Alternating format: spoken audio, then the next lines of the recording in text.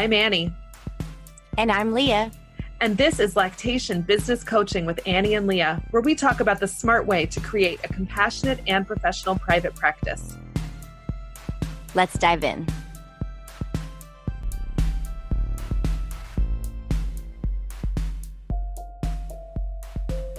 Well, hey there, Leah. Hey, Annie. How are you? I'm great. We have a special guest today. This is so fun. We haven't done one of these in a while. I know we haven't had a guest on the podcast in quite a while, but this is going to be a really fun one.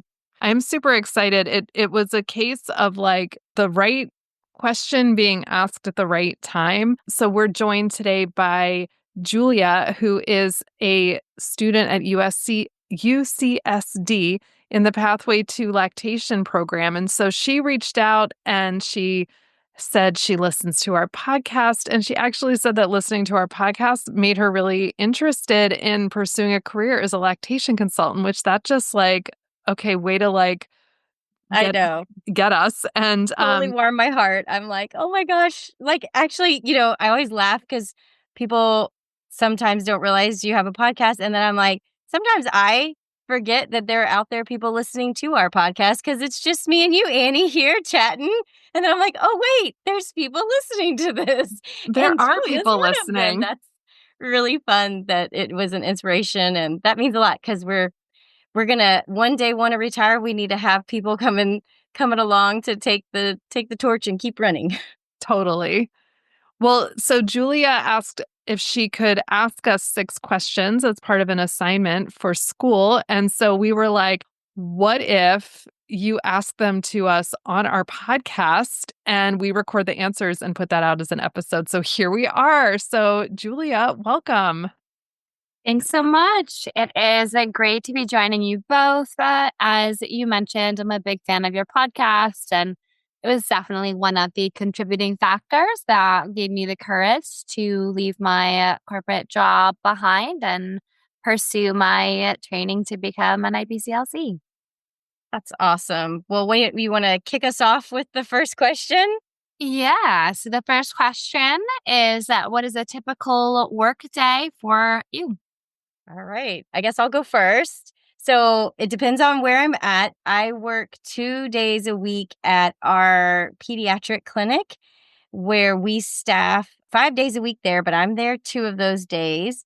And on those days, it's pretty back to back, rock and rolling. I see patients from 9 to 4, and those are back to back with just a 30-minute lunch break. And then on the other days, I'm either going to be in the office in the birth center, which is kind of on the other side of town. It's about 45 minutes away. That's how we reach out to our Houston clients. And then I also host a support group there. So I might be doing that, or I'm going to be doing home visits. So I do home visits kind of all over the Houston area. So any given day, I might be driving 10 minutes away. I might be driving an hour away. I'm kind of all over the place. So it's a mixed bag, but I love that. I like having the variety. I like not being in the same place all the time. And I like getting to see all kinds of different people everywhere. So it's really fun. I like having the mixed bag. So I retired from home visits this fall and I am exclusively working out of the office. So my days are pretty much the same. I go into my office 3 days a week. I have other people. I don't work on the weekends, but I do have someone who's in there on the weekends and someone who's in there another weekday, and then a home birth midwife who sublets 1 day a week. So I take 3 days a week and I will see 3 to 4 clients a day during my office day. And I'm pretty structured with, I do appointments at 9:30, 11, 12:30, and 2:30. And that's supposed to give me a lunch break, but sometimes I don't actually get a lunch break. But theoretically, I'm getting a lunch break. But I'm very structured in my day because I start my day. One of my kids goes to school just a few blocks from my office, so I drive her to school. And then I have a bar class that I'm obsessed with that starts at 5:15. So I have to leave because I have to get to that class, because if I don't make it to the class, they're going to charge me a cancellation fee. So within that, I am typically doing for a day sometimes 3. And I usually have an intern with me. I have a couple of interns right now. And so one of them is usually with me. And my consults go usually 60 to 75 minutes typically. On the other days, on Tuesdays and Thursdays, when I'm not in the office, I'm at home, I'm doing admin stuff. If I have virtual clients, I'll do them on one of my at-home days. I won't use up my office day for that. Got it. Thank you. The next question is, what is the best part of your job? I'll go first on that one. Babies, like literally, babies never get old. Like, I mean, They do. spoiler alert, they do, but I never get tired of a baby. Like, just let me see that baby. I'm always going to find you just delicious and adorable. Even if you're screaming your head off, I'm still like, but you're a baby and you're awesome. So, yeah, the best part is for sure the babies. I mean, I would totally agree. The babies are definitely what draw me in. I have like this kind of funny thing I always say because I have 4 kids, and I'm like, I had to take on this job because I would have kept having babies. So at least this keeps me like in the baby zone. And we didn't have to figure out a way to like pay for college for like 20 kids or something. But I do also like one thing I just really love is like helping a parent see like how amazing their baby is. Like when we do like a laid back and the baby just self attaches and they're just like, wow, this is so amazing. And they're just like, their minds like blown at how just amazing this little nugget is, where they think it's just this little person that's so dependent on them. And then you just open their eyes to like, your baby's bringing so much to the table, and they're just like blown away. It's like, I feel like sometimes it's like the first time, other than just loving and snuggling, that they're just like see the capacity of this little human that's in front of them. And I just love that. I just relish in that. Whenever I can get it to work, I'm always like, oh, I feel like it's such a sweet moment when they can like see their baby in this different light and make this like really awesome connection. It's just such a special thing. And I try to take a moment to be very present and mindful and just feel really honored that I got to be a small part of that. So yeah. That's great. The next question is, what is the hardest part of your job? Okay, so I guess we're switching off who goes first. So I'll go first on this one. I mean, part of Leah says charting, and more charting. I hate all the charting. I just want it to all go away. Can't we fix this? But AI, I guess, can fix that. So charting's definitely not fun. Also, the times when it's like, either you know that the process is going to be really long to get where the parent wants to be, and it's just, you know, it's going to be a hard journey, and that's like, oh, it just weighs on you because like you're with this person that's already like worn down, and you're explaining to them that like this is going to take a bit, you know, and trying to give them the energy and the motivation, and you're giving so much so that you can try to help lift them up, you know, and it wears you down. And I mean, it's like wakes you up in the night thinking about these families that are really struggling, and you're trying to do your best, and sometimes all the things, you know, just doesn't make it come together faster like you hoped it would. And those are just always like so heartbreaking, you know, when there's just really challenging circumstances that, you know, are just going to make this journey hard, you know. I agree with that. Definitely. I will add another thing that I find hard about the job is how much of a fight it can be to get the parents and the babies the support and services that they need inside our healthcare system. So, you know, getting labs ordered, you know, helping parents advocate for themselves to get blood work done, like shockingly is so hard. Or even just getting milk cultured for if they do need antibiotics, like not able to find somebody who can do that. Or, you know, I find that is really hard and that really wears on me. Or getting support for babies who need body work or would benefit from physical therapy or occupational therapy, and just how hard it is to get those services for babies. And we're all doing our best. There's other ways that medicine could help you. Like, you know, the medical system could help here. We have things that can be done if only we could get them done. So that's been really frustrating me lately. I've had a couple of cases where I'm like, if only we knew what to do. Oh, wait, we do know what to do. If only someone would help us do it. Yeah, I wholeheartedly agree with that. Yeah, absolutely. I've always worked in the healthcare industry as a consultant before, technology consultant, but I really felt like the work that I was doing was getting kind of increasingly disconnected from anything that was directly impacting the health of individuals.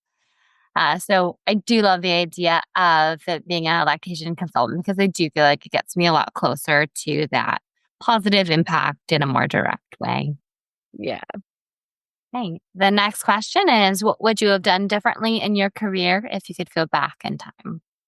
So it's funny. This is the one question that Leah and I were like poring over in advance of this. We're like, what on earth are we going to say? Like now I'm like reflecting over like all of my life choices leading me up to today. And like I can definitely think of a lot of mistakes that I made. I think big one would be, and we have a podcast episode about this, and I think Leah and I were both like reflecting on this, is just when both of us made the transition to private practice, we had come from a volunteer background. And so we were just doing the most and charging the least for what we were doing. And just I think we were both saying like wishing that we had taken things more professionally from the beginning, or more taken the business more seriously. I know that like I can think back on like mistakes that I made just from being a novice, but I feel like I have more compassion for the newbie lactation consultant that was, I had to call my mentor and I'm like, I don't know what this is. And like, just, I didn't know things, but I was okay with asking them. I have less compassion for the previous version of myself that had porous boundaries and didn't protect myself, because that has been a persistent problem for me. And it's hard to change when you're doing something a certain way, even when you know it's not healthy for you.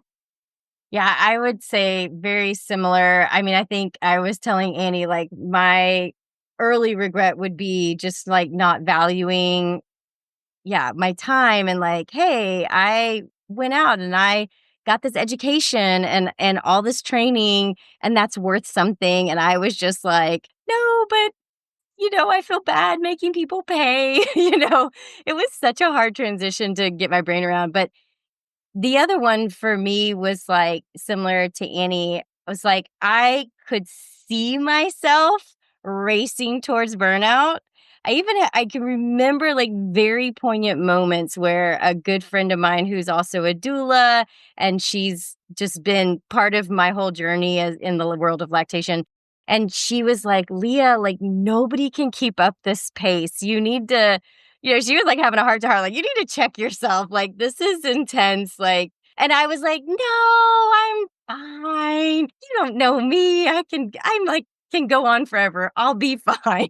And joke's on me, that, like, no, you can't go on at ultra high pace, super high volume. You just can't do that forever, and I totally combined that with COVID, like, hit the burnout wall, and I just wish that I had listened to all those people that were, like, whispering in my ear and sometimes shouting at me, like, "You cannot keep this up," because I was sure that I was built different, like, "Surely I can sustain this."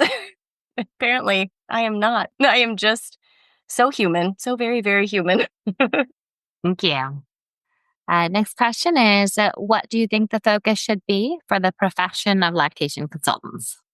Oh, man, this is a tough one. I mean, I think that one of the things that feels really challenging is there's such a huge range of knowledge base for different lactation consultants. And although we all have to pass this one test, it feels like, some people are exposed to these settings and some people are exposed to these settings, and like more comprehensive knowledge base and those kind of being the standards would be so helpful, because I feel like sometimes people that are interacting with lactation consultants get like a bunch of different versions of what a lactation consultant is. And certainly this could happen with any profession, but I do think it's an area where the profession as a whole could work together to kind of build us all up to the same kind of comprehensive knowledge base, I guess, so to speak. I don't know if that makes sense, but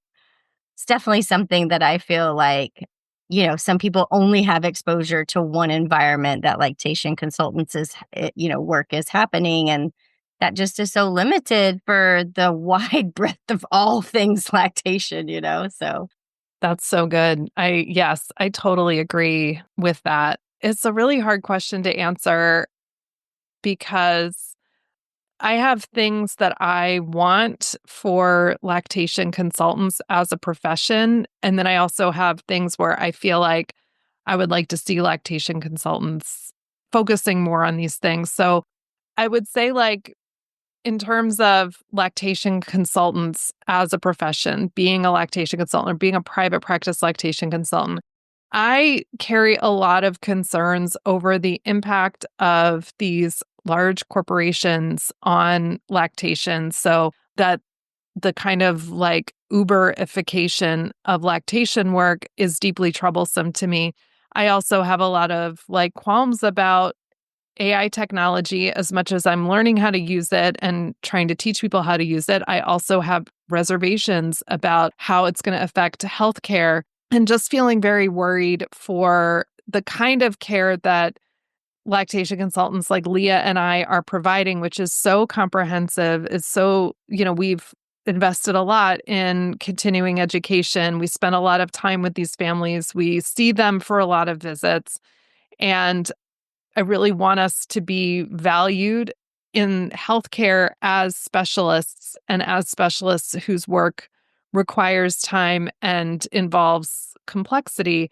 So that's more like on us as a profession to advocate for ourselves as business owners when we're in private practice to get fair contracts, fair compensation, to fight with the insurance companies for them to treat us fairly. And if we're contracting for corporations, to make sure they're paying us fairly, because if we're getting paid fairly, we're able to provide quality care to people. So that's sort of like, I always just want to have us have a focus on, just like in breastfeeding, when I tell the parents, when you're teaching laid back position, if you are comfortable, your baby is going to do better. And so for us, if we are compensated for the work we're doing fairly, we are going to do a better job for families. And I want people who are doing this work to keep that in mind and to remember it's okay to advocate for yourself.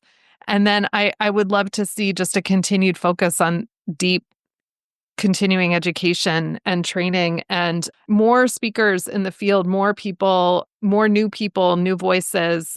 Lactation has always been dominated by, it started out with a small group of people, and those voices have been very loud, and we've got new people coming, and just that I want to see just more voices, more people, more perspectives, so that we can do better for all families in all circumstances.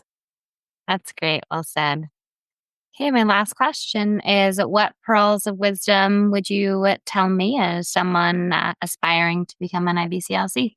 I'm going to tell you what my husband tells me every day when I go to work. Stay hydrated. Seriously. oh my goodness, that's so good. But also, okay, I'll give you a pearl of wisdom as you're studying for the exam and doing this training, is that it's an entry-level exam. And there is a lot that you're going to have to learn to be able to pass the exam that, depending on your practice setting, may not be applicable to what you're doing. And it can also be, as you're learning about lactation, getting excited about all of the things that there are out there to learn about lactation. Like, I mean, there's so much, and it's so exciting. And I will give you, this is a pearl of wisdom that was given to me by my mentor when I was getting ready to preparing to take the exam.